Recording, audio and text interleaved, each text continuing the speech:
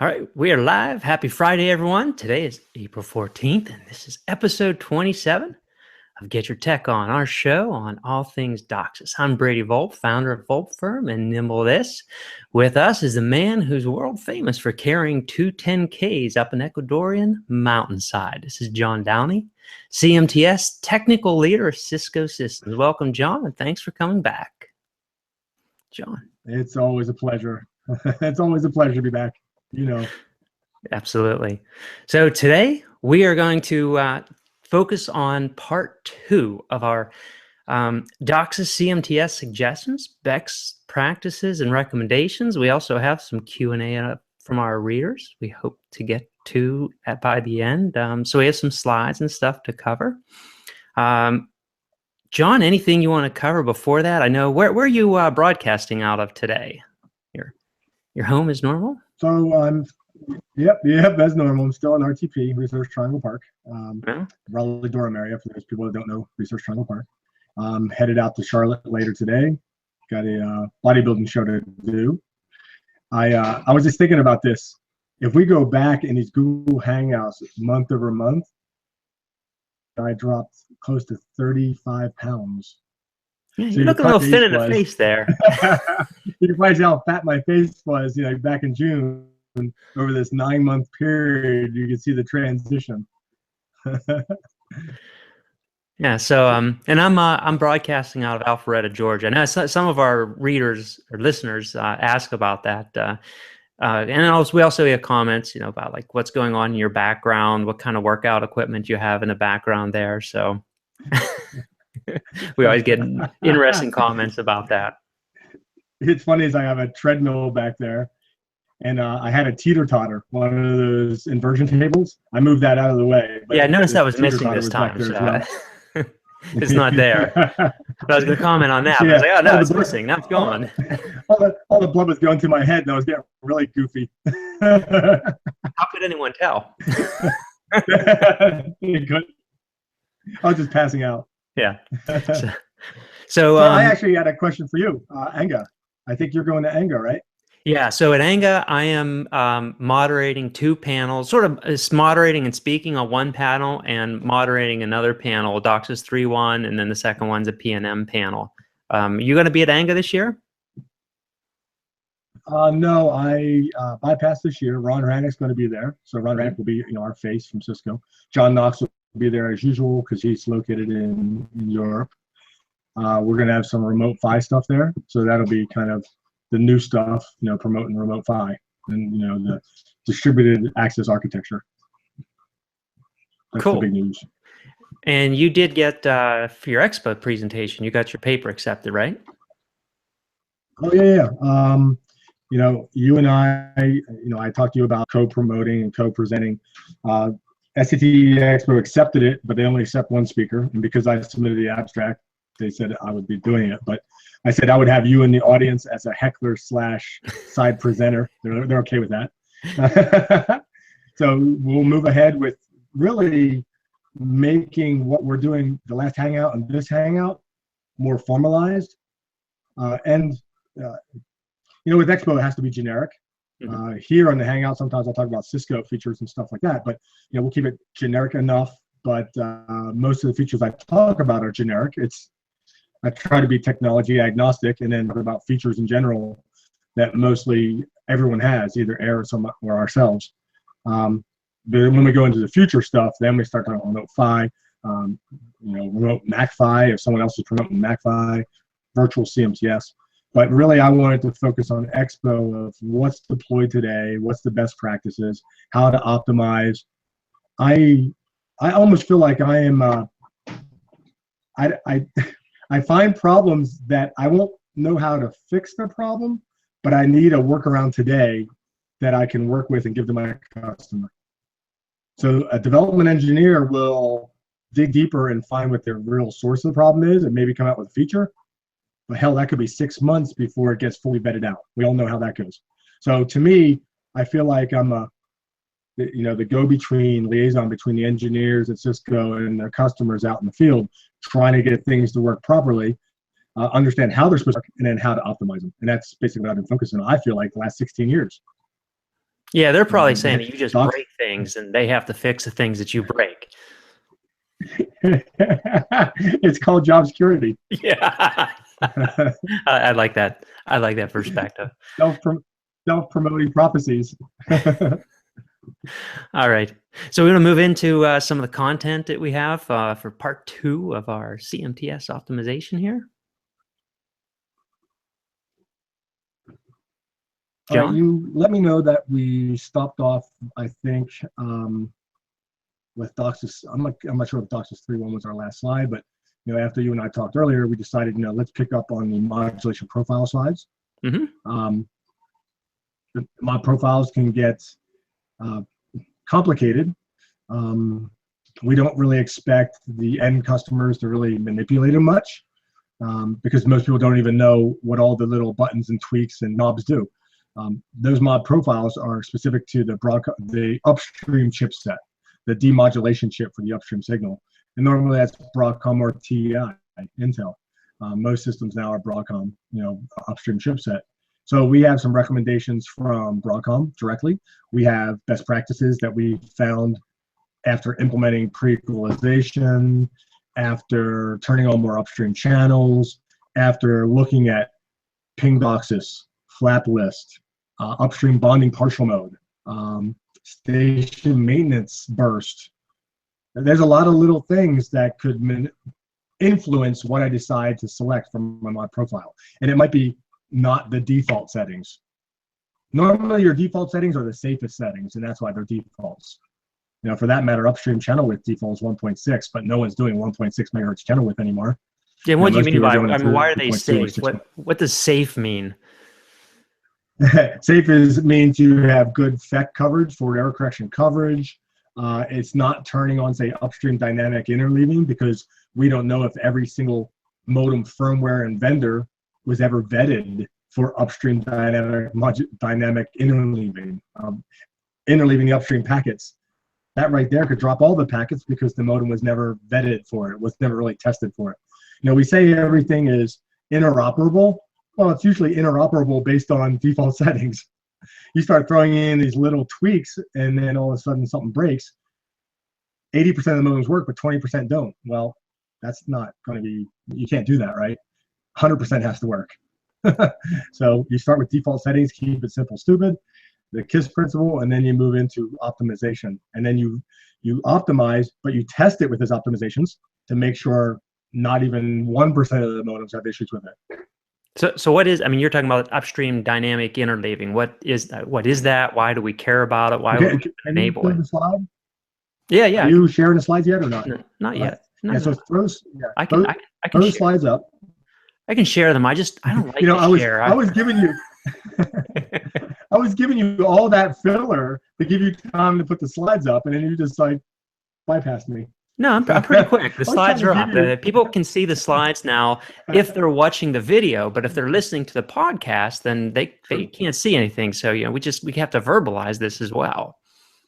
But the slides are up for those who are watching. So if you're just listening to this, I just put a slide up that it's kind of an eye chart. It says modulation profiles, and it has several modulation profiles, one that's an all QPSK modulation profile, one that's an all 16 QAM modulation profile, and one that's a mix that has 16 QAM and 64 QAM modulation in it. Now, John's going to take us through this and tell us what all this mess means in these different modulation profiles. So, John, you're on, man.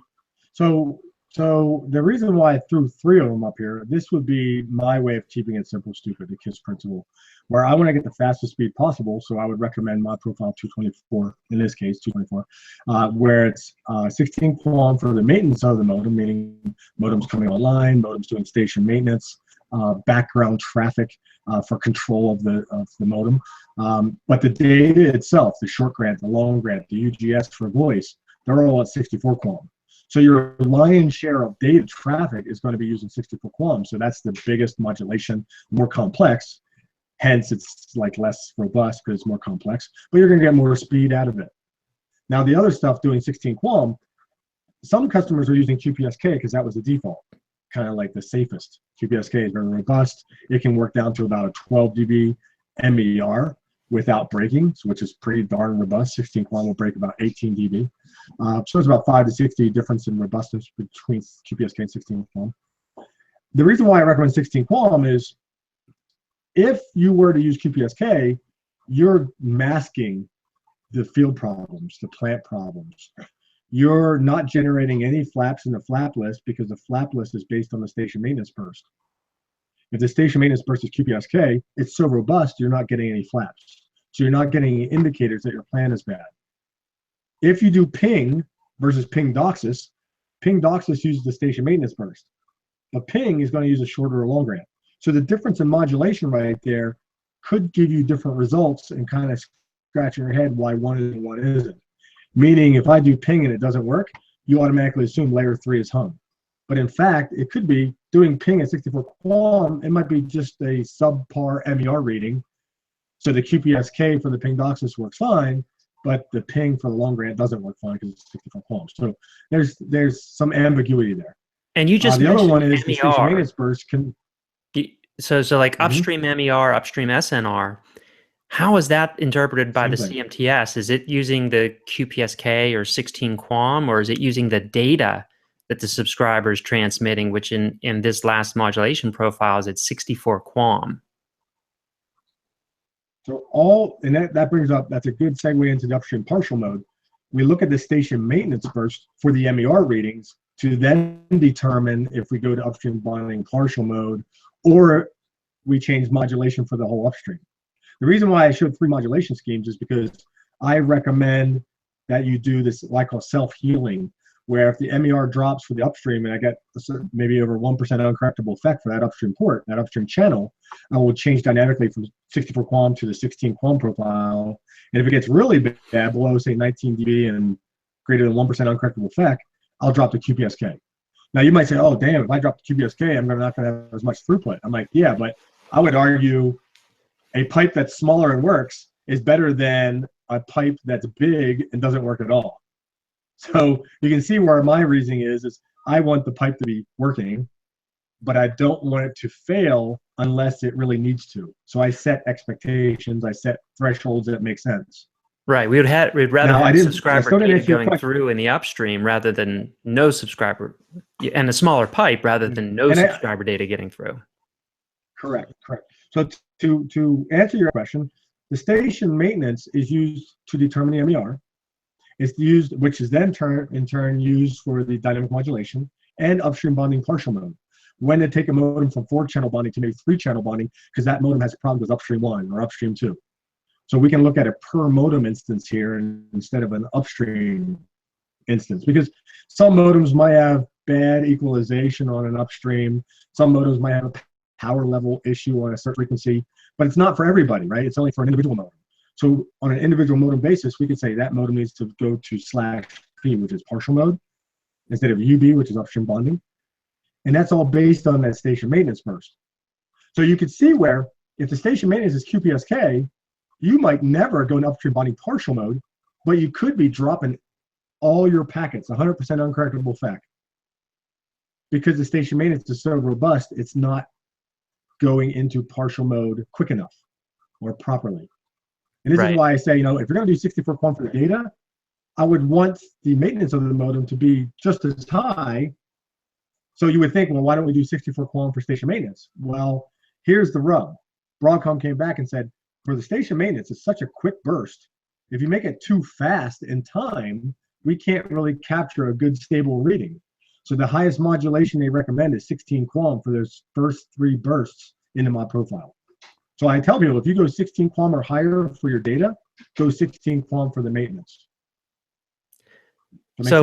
Yeah, that makes sense. Now the request, why make the request 16 QAM? That's a very, the request is when the cable modem says, hey, I have data to transmit, and this is how much data. It's a very short message to the CMTS. So, and then we're not making any measurements like SNR with the request. Why not just let the request at QPSK so those request messages are getting through, request for bandwidth? So here's my philosophy. The request is a contention request. So it could have collisions. If it has a collision, I don't care if it's QPSK, 16 QAM, 64, it doesn't really matter. It could be BPSK. If it has a collision, it's going to drop, right? Mm-hmm. It's a collision with another request. They're both at the same power level. Basically, they're going to drop and resend. That's why you have this range back off and data back off, where a contention request that does have a collision will back off and try again in a random type of fashion, so it doesn't have a subsequent collision. Now, once data starts transmitting from a modem, most of the requests afterwards will get piggybacked. So they get piggybacked with actual data grants. So therefore, they're not contention requests anymore. So that's a good thing. Now, this request burst, you could make the case and say, well, why don't we go QPSK? My biggest pitfall to that is service flow called NRTPS for call signaling. Every EMTA that registers on the upstream will have this service flow that eats up nailed up mini slots for non-contention requests for EMTA to go off hook and start dialing and sending the numbers for call signaling. Set it up, and it uses UGS grants for a dynamic flow. But that NRTBS flow is nailed up. If you go to QPSK, it could take 2 mini slots, maybe 3, for every one of those EMTAs every 100 milliseconds. So that's 10 per second. The moral of the story is, at QPSK, you take more time on the wire, and then you take more time in the scheduler, which means you end up with less calls possible per upstream channel. Wouldn't I it can also get really deep into that one, but I really don't want to. In QPSK, because you're taking more time on the wire, wouldn't that also increase your probability of having a contention then? No, because remember I said it's nailed up and scheduled unicast. It's not contention at that point anymore. It's a scheduled flow specific for that EMTA. Whether or not that EMTA is off hook or not, it's in the scheduler. Right. That's something you're eating up mini slots for nothing. You're giving yourself insurance that if the upstream is highly utilized and I go off hook, my call signal will go through. Right. What I'm seeing now is some systems and customers are not doing NRTPS. They're just doing a best effort service flow with a higher priority and say a minimum guarantee of say 8 kilobits per second. Mm-hmm. Something really small. Okay. So back to my original question. So they're not nailing any up. What is that? What is that dynamic interleaving you were talking about? Oh, so I know you can't see it on the podcast, but in mod profile 224, under the A long burst, the next to last column, instead of a 1, I have a 0. Now this sounds counterintuitive, but that 0 turns on something called Reed-Solomon dynamic upstream interleaving. 1 means it's off. 0 means turn it on. Now, there's other settings, like the very last column, the 2048, is, I think, 2048 bytes or bits or symbols or whatever it is for the Reed-Solomon interleaving. I don't mess with it. From this point, I either turn it on or turn it off with a 0 or a 1 in that second to last column.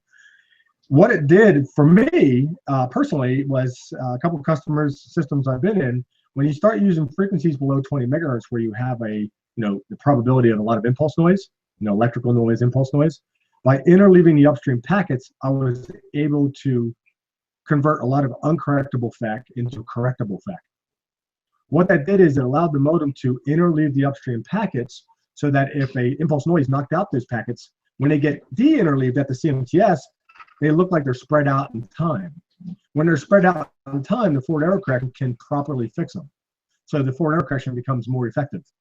By doing that, I was able to still run, 6.4 megahertz channel width, potentially even 64 QAM, all the way down at, say, 15 megahertz. And by doing the upstream interleaving, it helped my end result, my throughput. So is this interleaving that you're talking about similar to interleaving that we have in the downstream that we use for both video and also DOCSIS interleaving? Correct. But no one's ever really used it on the upstream. And now I'm saying it's one more tool in the tool belt that you could utilize if you want to start using frequencies below 20 megahertz. Now, with that said, I tell people be careful and test it, because I've had some modems that didn't like upstream interleaving, where I turned it on and those modems either dropped more packets or they didn't work at all because they had old firmware. Okay, so use with caution. But I see you don't have that turned on the 16 QAM modulation profiles, and definitely not the QPSK. Is there a reason for that? It's kind of like I was trying to play it safe. I figured once you drop from the highest speed down to a lower modulation, it's because the MER was bad to begin with. So we would just keep it straight up. But yeah, I could put, I would probably, the case could be made to put dynamic interleaving everywhere, not even frequencies below. Why? It doesn't add overhead, it just adds some processing delay, right? You're just interleaving the packets. You're not adding bytes. So why not put it even on frequencies that are 24 and 30 megahertz? And I would say, yeah, true. But I would say vet it out first. Just make sure you don't have any modems that don't like it. Okay, cool. So, next slide. Yep. How many slides are we going to get through? One per hour. Yeah. So map advance is a tricky beast. I'm just going to point out a couple little things that customers can look at, and that's when I'm in a lab or even in a fiber node that's very short fiber distance, so your link loss is very minimum. And maybe it's a fiber node that's right outside the head end or hub, so it's not even 10 clicks. It's one kilometer. Sometimes you can get pretty aggressive with the map advance. And what I found out is when I do upstream bonding and I have upstream voice packets, if my map advance, after all the calculations are done, if my map advance is less than about 2,500, I start seeing issues, meaning upstream bonded modems go to partial mode, upstream bonded modems have more misses in the flap list, and if you actually poll the modem, you'll see more T3 timeouts. I see or hear clicking in voice calls. So sometimes you have upstream issues and it's not MER, SNR, or plant problems, it's actually timing issues. So it might not even be just upstream, it's also downstream because the timing is between the upstream and the downstream. The upstream makes a request, the downstream map says, here's your time to send. If that round trip delay is too much for the modem to handle or it's not properly timed, then you have things out of time. You start losing station maintenance bursts, modem goes offline, T3 timeouts, T4 timeout, modem reboots. So these are some of the things I look for, and I tell people that I like to optimize my map advance to get as low as possible so my upstream speed for individual modem is good because that request grant time, the less it is, the better it is. But if I get too aggressive, I'm having problems where station maintenance might start dropping. So I tell people, you can manipulate your map advance, and there might be settings in the map advance to make it smaller and make it quicker. But if I get too aggressive, that can cause problems. So if we don't have the map advance set correctly, would this cause T3 timeouts? Very well could, yes. Yeah, so that's a really unique T3 timeouts from a CMTS. If T3 timeouts from a CMTS perspective, you can look at the misses in the flap list. I usually say if there's 3 to 5, say 5 times more misses than hits, then that's the problem. And then it'll usually show up as the flap counter will start actually showing flaps. You might not have any power flaps, might not have any insertions, but your miss to hit ratio might be extremely high, which is not a good sign.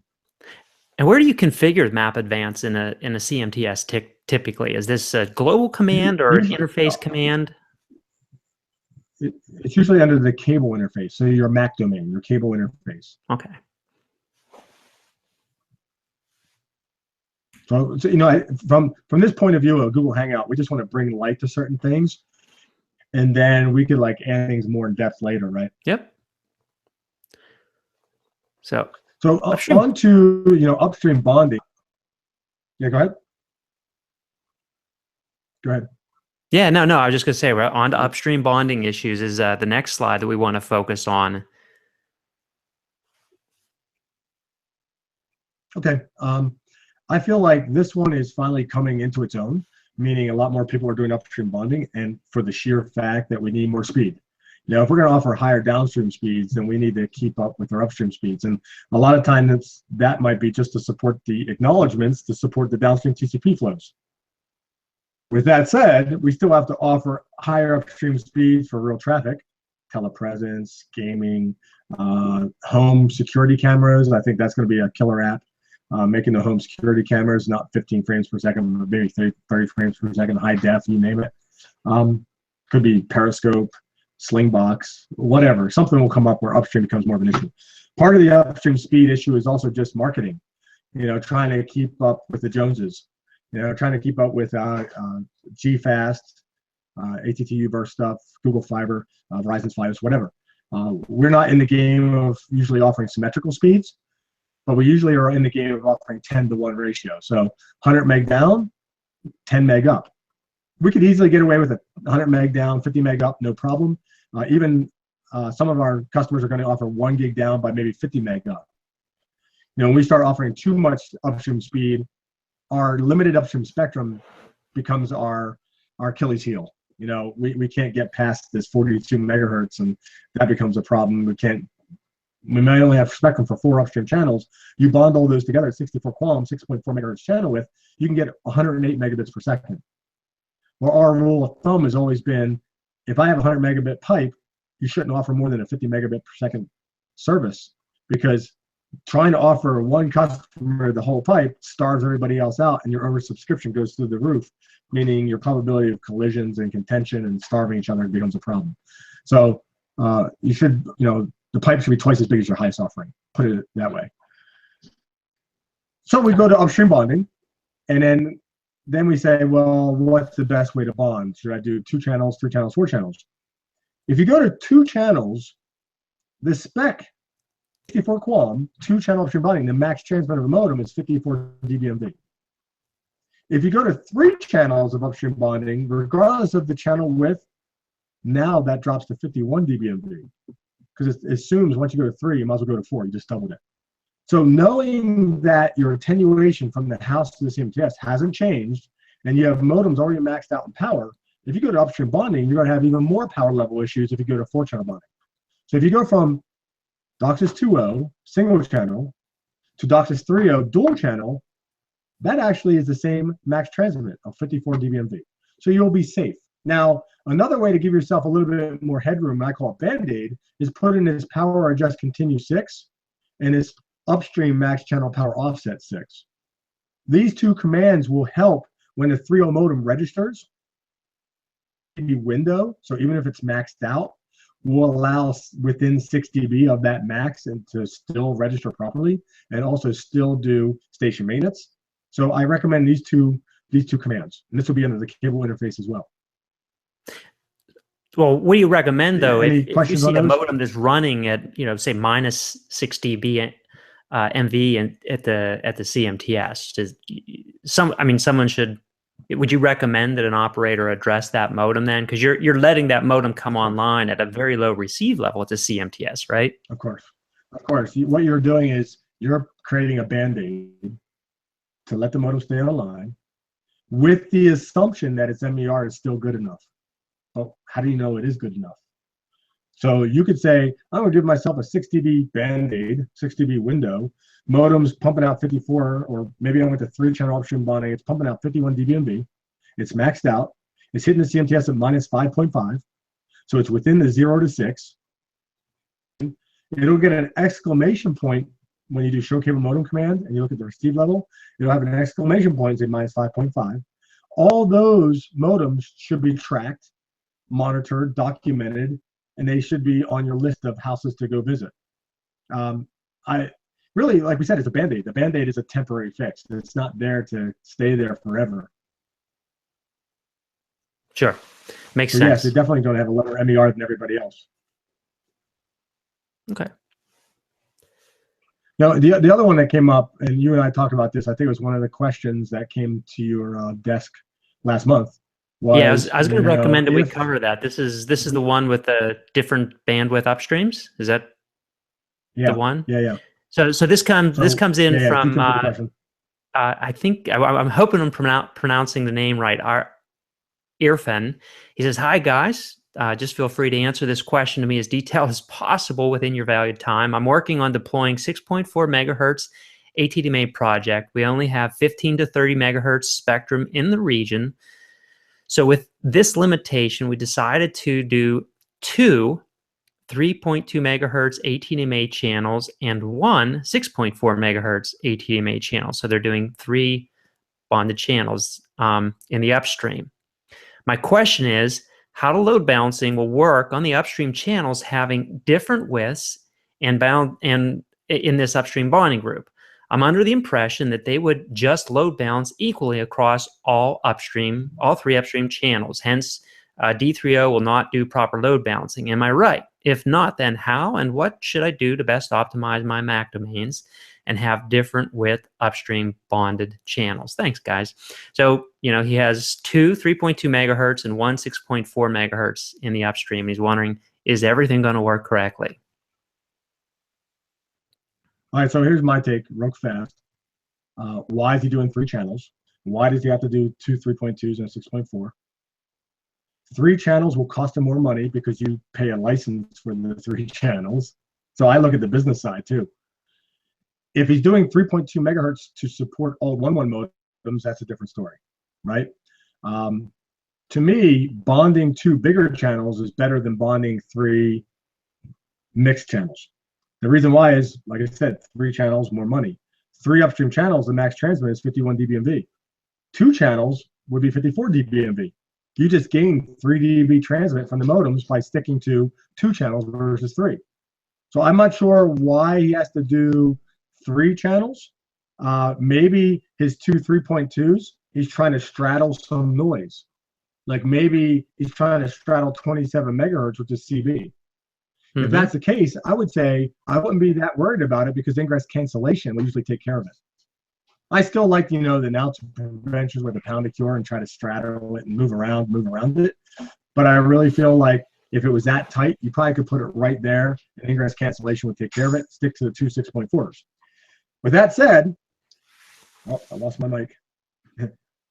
With that said, if he really does need to do a 6.4 and 2 3.2s, knowing how our CMTS schedules mini slots from first upstream to second to third, and we start round robin through the upstreams, I've noticed the first upstream gets a lot more utilization than a second and third because of how we start allocating the mini slots. We don't just evenly distribute them. We let DOCSIS load balancing for 2.0 modems distribute. We let the 3.0 kind of spread out, but a lot of 3.0 traffic might favor the first one. Knowing that, I would never make upstream 0 or whatever the first upstream is in your upstream bonding group. I'd never make that upstream a smaller channel. Always make it the biggest channel. So upstream 0 could be, say, 30 megahertz. I don't care what frequency it is, but upstream 0, I would make 6.4 megahertz. Upstream 1, I don't care what frequency it is, I would make 3.2 megahertz. And upstream 2, I would make 3.2 megahertz. That way I know that even if the scheduler schedules more under upstream 0, it's a bigger channel. Now, will the scheduler... We move back to the slides. Okay. Will the scheduler always use upstream 0 first to utilize that? It will use the first upstream in the upstream bonding group. So what if you say upstream bonding group is upstream 1, 2, 3? Well, now upstream 1 is the first upstream in that bonding group. You understand? Yep. Normally people put upstream 0 in there. So I've had customers that do upstream 0 as what I call a legacy quarantine channel, maybe for set-top boxes, and then maybe upstream 1, 2, 3, 4 is the bonding group. So they're doing 5 upstreams, where upstream 0 is a legacy, for set-top boxes, and then upstream 1, 2, 3, 4. Now here in this case, upstream 1 would be the one that's fully utilized the most. So what we did is we came out with a command called cable upstream balance scheduling, and that it's not on by default. So I tell people, if you do see this functionality happening or this result, turn on this command, and then we'll take 3.0 traffic and evenly distribute it across all the upstreams in that bonding group. That way, if a modem says, hey, I need 100 mini slots and I'm doing 4-channel upstream bonding, it'll say, all right, I'm going to put 25, 25, 25, 25. Instead of putting 50, 30, 20, 10 mini slots, it'll do evenly distributed. Yeah, that's a pretty cool command. Command to do that. And that's why we wanted to bring it up here, because it's not on by default and you don't see too much written about it or talked about. So would this solve Iram's question that he had about load balance evenly, even though he has 2 3.2 and 1 6.4? Would this also balance his 2.0 modems evenly across and the traffic evenly across? Correct. Yeah. So that's correct. Because we would that's also look at the weight of the upstream. So for the 4 upstream, or say the 3 upstream bonding, if this one upstream is 2 times bigger, he might get 50 mini slots, and he might get 25 and 25. That's even distribution based on the weight of the channel. right. Exactly. So that's a great command. Using this command. Yes. Problem solution. Right? I like that. Excellent. The last bullet point, it talks about how to get better per modem upstream speed. I found, customers go in the labs, they try to find what is my upstream speed. And they're like, well, we're doing 4-channel upstream bonding. John said it's 108 megabits per second. Yeah, I said aggregate. I didn't say per modem. When you look at per modem upstream speed, you have this request grant cycle, how much can be concatenated, what's my max burst, how many mini slots, what's the mod profile, blah, blah, blah. We're finding that to get better speeds, we have to turn on another command, and that's this SID cluster 2. This allows the modem to use 2 SIDs to make bandwidth requests instead of just 1. So when the modem is making a request for bandwidth, he's using a service identifier on the upstream, but if he's only using 1, this request grant cycle is kind of slow. But if the modem can use 2 SIDs, it's like having 2 modems in 1, if you will. Now, what if you did 4? You gave 4 SIDs. Would that make it even faster? I've tried it, but I've noticed that a lot of Broadcom modems don't seem to support more than 2. Okay. So I don't know if it's one of those things that never got pushed because it was never really needed. So, the squeaky wheel gets the oil. There wasn't enough squeaking going on. No one cared because most people aren't trying to get line rate from a single modem. You know what I mean? Like line rate means the full pipe. Yeah. Well, so in the lab you are. Do the 2 SID cluster. Yeah, exactly. But we've been able to get close to line rate just by some of the tweaks we recommend here. Yeah. No, that's a good command too. I mean, I take 4 Tylenol when my back hurts, but 2's good, 4 is better. But unfortunately, like you said, the chipset won't support it. We're stuck with 2. Be careful with Tylenol. Tylenol goes to your kidneys, and that's why your back could be hurting even more because your kidneys are hurting. Go to Aleve because that goes to your liver. Next, we're going to be DOCSIS and WebMD here.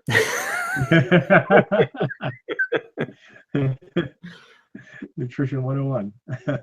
So the other thing, the pitfall to this, and I've told people, and I've actually run into in a very extreme case, customer had set-top boxes. They had cable modem gateways that had multiple service flows, multiple devices behind the gateway that needed service flows for call signaling, and then upstream bonding with the SID cluster 2. At some point, every house could be using 8 SIDs. So the question comes up is, how many SIDs can I support in a MAC domain? And in the Cisco CMTS, we're limited to 8,175 total SIDs in the cable MAC domain. So if you had 1,000 homes in a cable interface and they're all taking 8 SIDs, you're starting to encroach on that 8,000 limit. And by doing the SID cluster 2, every 3 modem looks really like 2 modems. You understand? Yeah. It's using 2 SIDs. So just one of those things to think about. Yeah, it's a caveat you got to keep in mind. How many modems you have? So I see at the bottom there you have something on the max burst or max concatenated field. Yeah, this was another one of the tweaks to get better per modem upstream speed. And I tell people for a 3.0 modem, there's from physical capability, you have 1.0, 1.1, 2.0, 3.0, and now you have 3.1 physical capability. But from provisioning, QoS provisioning, you really only have 1.0 and 1. So all the 2.0, 3.0, 3.1 modems get a 1.1 config file.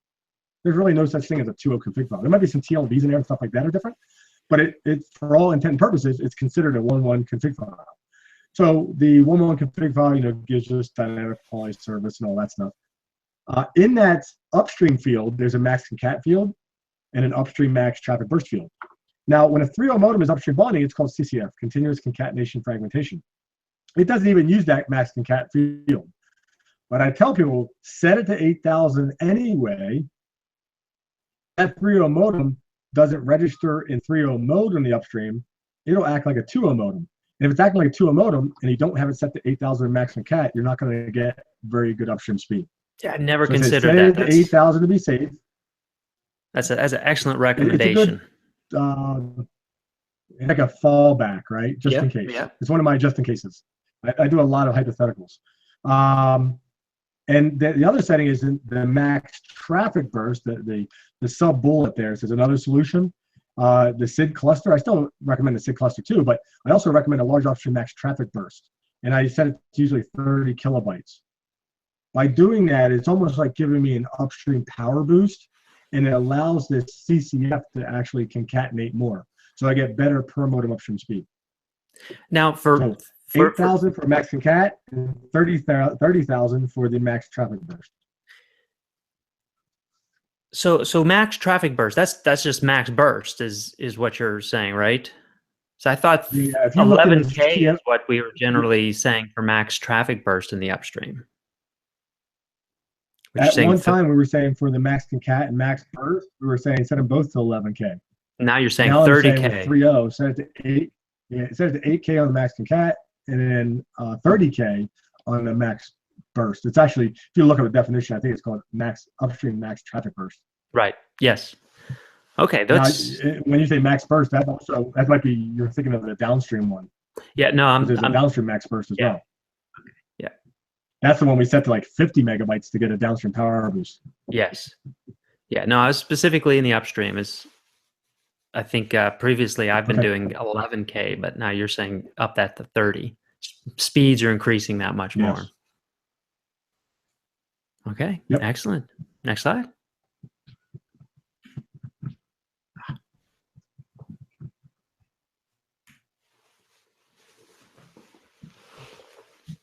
All right, upstream bonding partial mode. Here's where we talked about, individual modems are being tracked, and if their station maintenance goes down for that modem, we'll take it out of this thing called STA, which is a station maintenance mode. So if you do a show kill modem verbose command, you'll see all the upstreams, and they'll have what state they are. And STA is a good state, station maintenance. But if it says DR, it's disabled with continue ranging. So DR is disabled with ranging continue. That means that if it's doing 4-channel upstream bonding, CMTS says you lost a lot of station maintenance on upstream 2, so now you're going to do 3-channel upstream bonding. I'm going to mark you /P for partial mode so you can track that modem. I can see that upstream is DR now. I also look at the MER for that upstream, and I notice it says 18 dB. I'm like, well, no wonder it went DR, because 18 dB is not very good. Instead of just relying on that station maintenance burst, we came out with another feature that said, why don't we track the per modem MER and the per modem FEC counters and use that to determine when to put the modem into upstream bonding partial mode. So instead of just relying on the station maintenance burst and station maintenance working or not working, and it could be timing issues, why don't we look at the actual MER? And not only the MER reporting, but also now we can track the data burst MER. So we can look at both of them, not just the station maintenance, but the MER of the actual data. Now, if there's no data, you can't get an MER from the data burst because there's no traffic. But you'll always get a station maintenance MER unless the modem goes offline. So we came out with this other feature called the, what the heck do we call it? Data burst MER partial mode or something like that. It's new, but it's one command. And you see I wrote it down, cable upstream resiliency, data burst, SNR 24. And these are the numbers I'm recommending. So MER and SNR are the same thing. So we still use the word SNR here. SNR 24 dB, uncorrectable effect 1%, correctable effect 0, so I turned it off, and hysteresis of 4 dB. So we put all these thresholds in one line so that it makes my config shorter. What I'm saying here is that if the modem goes below 24 dB, not the upstream port, but I mean, for this specific modem, if he reports lower than 24 dB MER and uncorrectable effect greater than 1%, drop him from STA to DR mode, meaning that upstream will go to partial mode. Meaning the upstream that is having problems will be dropped from the bonding group of the modem. More importantly, for him, which just for him. if that modem is having that, if that upstream, I think the critical part of this command, which is really nice, if that upstream is having high uncorrectable FAC that's greater than 1%, that modem's going to drop that upstream, because that is, I think, when you have uncorrectable FAC on an upstream, we've seen this a lot of times before, that's called an impaired upstream. So you can be sending traffic over that upstream. You can have one upstream that's really good, no uncorrectable FAC, but you can have a second upstream on the same modem that has lots of uncorrectable FAC errors on it. And so some of your data is going over the good upstream, some of your data is going over the bad upstream, and that bad upstream is causing poor voice quality or other issues, and you're out trying to troubleshoot that, and that's where the problem comes in. So I really like this command, the fact that it's going to force an upstream to be dropped by the modem if its uncorrectable FAC is bad, because sometimes that doesn't naturally happen. Yeah, all we're doing is the CMTS schedules mini slots. So CMTS is like, you know what? You told me this upstream is poor, so I'm just not going to schedule any mini slots on an upstream. Yeah, that's absolutely awesome. So we allow the modem and the CMTS are still trying to do station maintenance in the background to that upstream in case it comes back.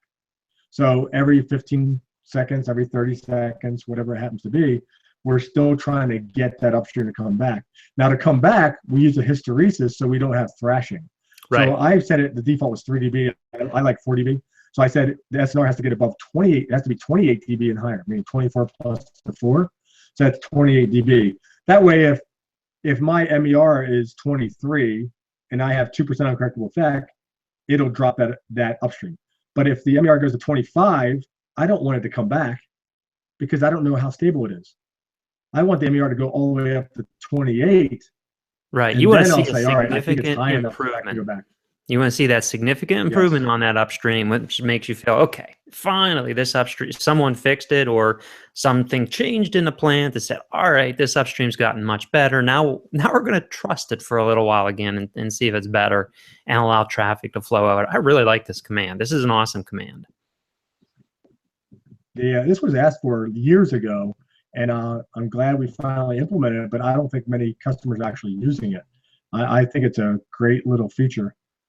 Yeah, I've not started using this yet, but I'm definitely going to start using it. Yeah, I mean, because this takes away the problem I had with people doing QPSK for the station maintenance burst. Because I'm not going to rely on the station maintenance burst to determine upstream bonding partial node. I'm going to rely on the actual thresholds I feel are legitimate thresholds. Yeah, no, I think this is very useful.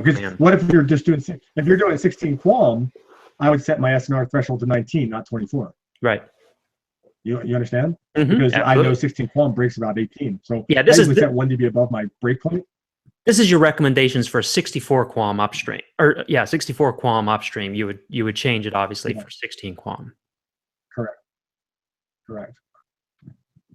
So the next bullet point, kind of, a lot of people don't know about this one either, and it's called the T4 multiplier.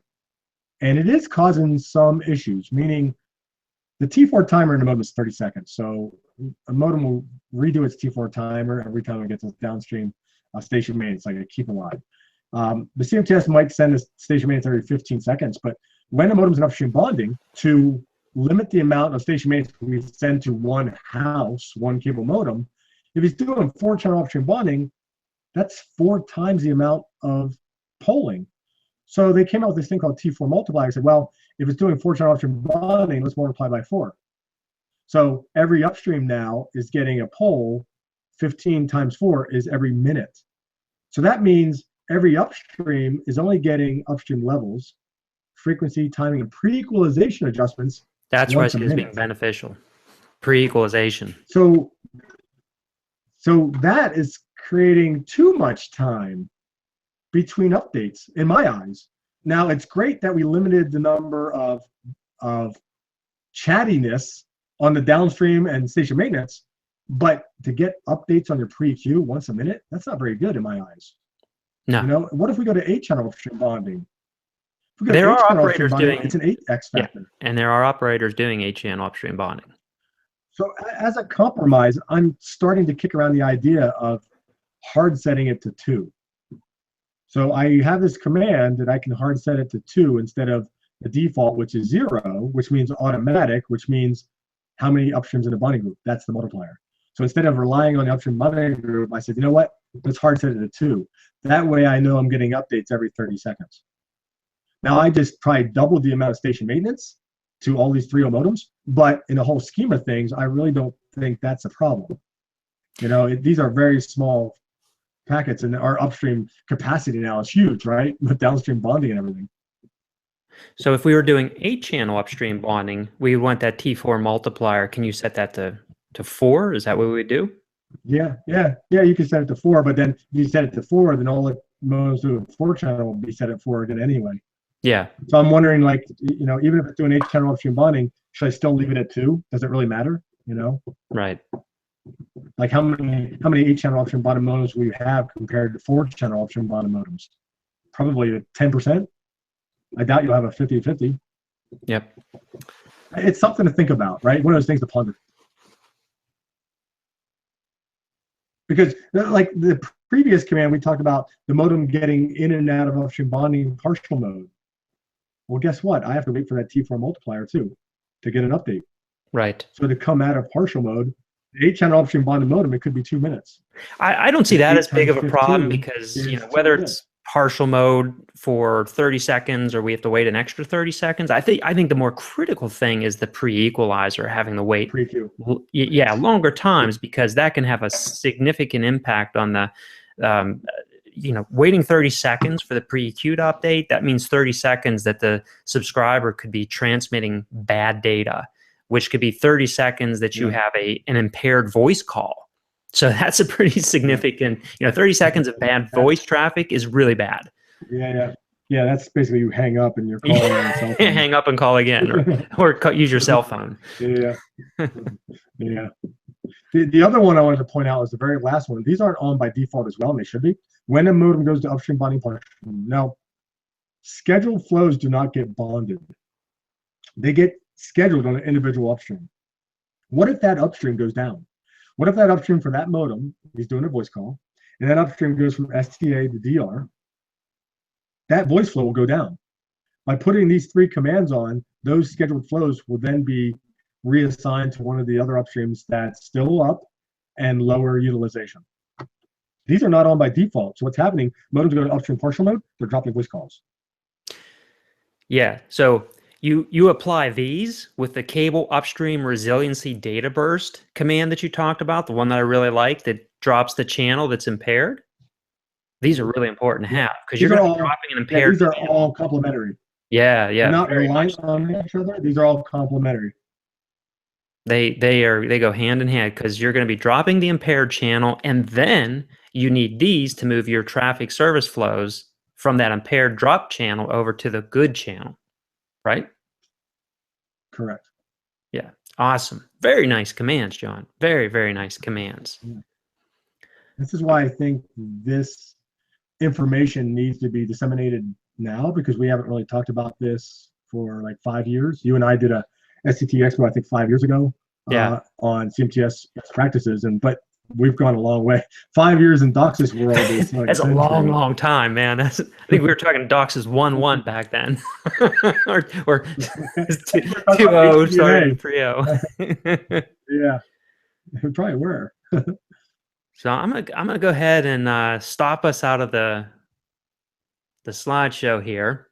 We're coming up on top of the hour. We have just a couple of other questions from people who wrote in. Actually, we have a lot of questions. We need to do a Q&A only session, but I'm going to cover a couple ones here that are kind of relevant what we're talking about. Jerry writes in. He says, could you recommend acceptable upstream code word error ratio and code word error ratio, correctable ratio, and uncorrectable ratio on a per cable modem and per upstream channel? So basically talking about, you know, correctable and uncorrectable FEC for modems, and also the aggregate of modems on upstream ratio. So, you know, generally what I tell people is on a modem standpoint, for I really only focus on uncorrectable modem per modem ratio, and I always say if it gets more than 1%, your subscribers are going to notice that anytime they're using anything for real-time things, like if they're using any type of services like Skype or your iPhone, FaceTime, or if they're using voice over IP, they're going to notice it. They're going to hear their voice breaking up. They're going to see impairments and stuff when your uncorrectable code word on a per modem basis gets above 1%. So that's sort of my recommendation. John, I'd love to hear what you have to say on that. So to me, drop packets is my ultimate issue, right? Drop packets. Correctable FEC, fine. I use it as a tool to see if I'm getting what I feel is close to maybe dropping packets, because normally you would think when I get a certain percentage correctable, then eventually they turn into uncorrectable. You would think that. I look at MER, SNR, I look at CNR, I look at flap list. There's a lot of things we have to look at together to get a good idea of what's the visibility of what's really going on. Never just look at MER, because what if I have impulse noise? Impulse noise, a lot of uncorrectable FEC, but MER is average, so it looks fine. What if a very narrow carrier of ingress, like CB? You'll see it on a spectrum analyzer, so CNR is really bad, but ingress cancellation in CMTS will get rid of it, so MER is good. Once MER is good, you don't have uncorrectable FEC. So I still need the visibility of a spectrum analyzer. I still need CMTS reporting of MER and correctable, uncorrectable FEC on an upstream basis, and then delve deeper into per modem. Because what if it's a modem's timing issue? You could have uncorrectable FEC on an upstream that has nothing to do with the planet at all, and it's one modem. Maybe that's modem's timing is off, so every time he transmits, he's colliding with other people's traffic. So in essence, his traffic looks like impulse noise to everybody else. So how do you look at that? Now, you mentioned uncorrectable FEC 1%. I agree, 1% is the way to go. Ron Heck and I have also talked about, for really decent voice and not hearing any impairments, it'd be nice to take that 1/10 more, another decimal place, 0.1 to 0.5%. So, and you think about it, 0.1% is one error out of 1,000. 1% is one out of 100. That doesn't really sound that good when you say one error out of 100. You know, technically BER, you should be 10 to the minus 6. That's 1 out of 1,000,000 packets. That's 0.0001%, right? Right. 10 to the minus and that's 6. actually the DOCSIS requirement, or the DOCSIS specification tells you that's what you need to have to be operating a clean DOCSIS plant. Yeah. So I mean, I think we've all said 1% because it's an easy number. Most of the reporting from the CMTS might not do tenths of a dB anyway for percentage. So if you're under 1%, you're pretty safe. So I think sticking to 1% is an easier number. Now, if we could get even deeper and say 0.1 to 0.5, I would say probably that's the way to go for voice. Correctable, if it's corrected, who cares? It could be cosmetically showing correctable.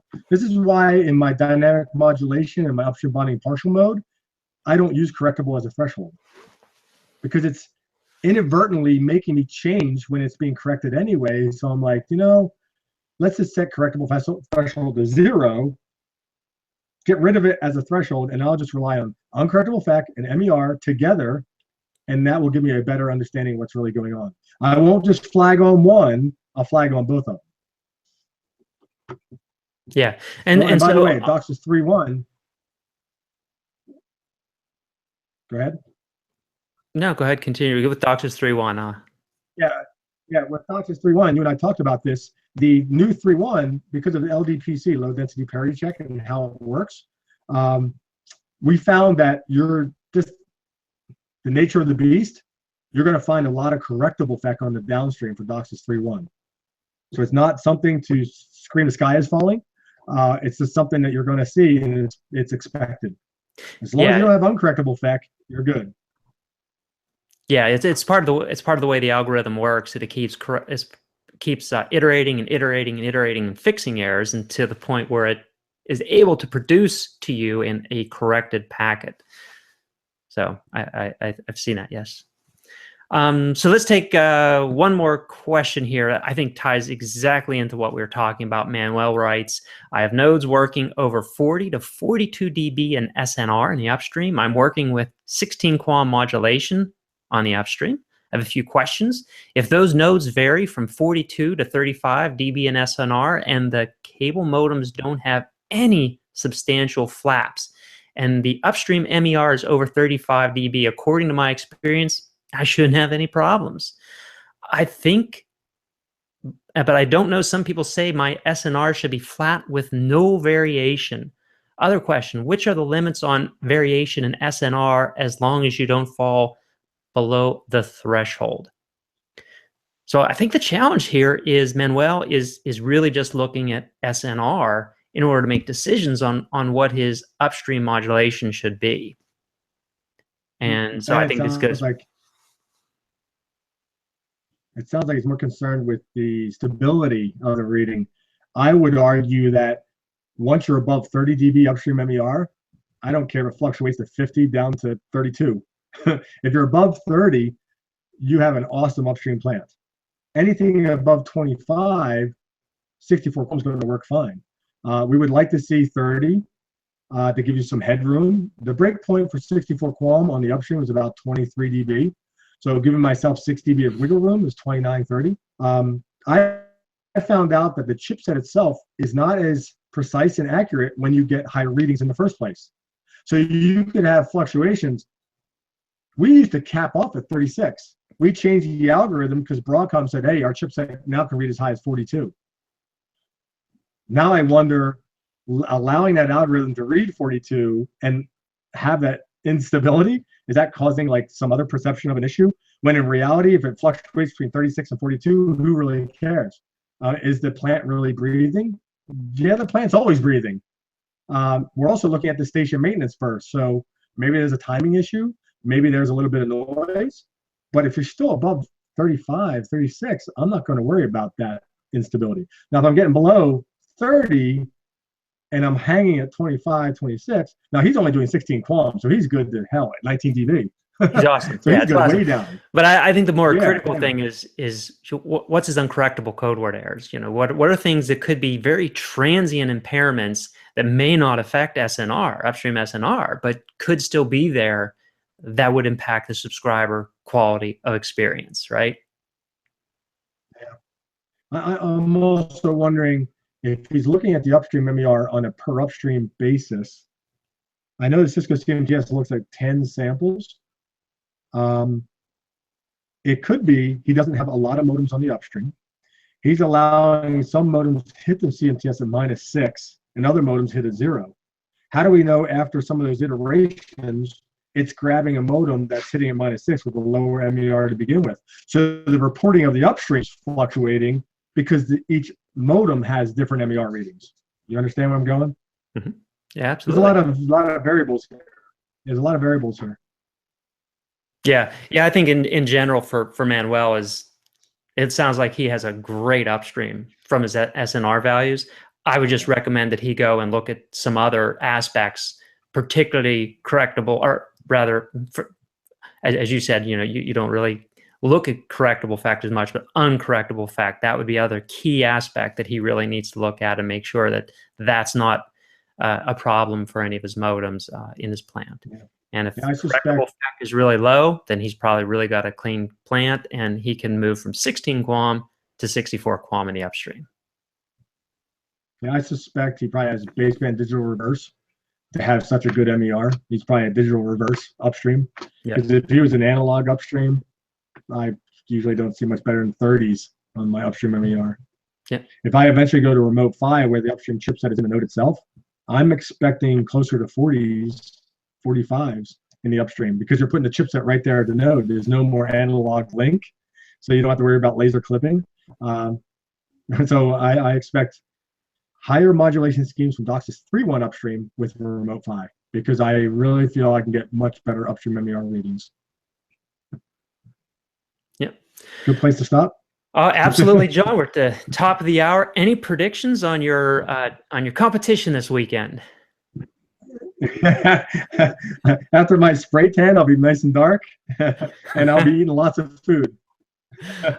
All right. Well, good luck. Have a safe trip. It was a great material you provided us during the episode. I really appreciate that. Thanks for your time.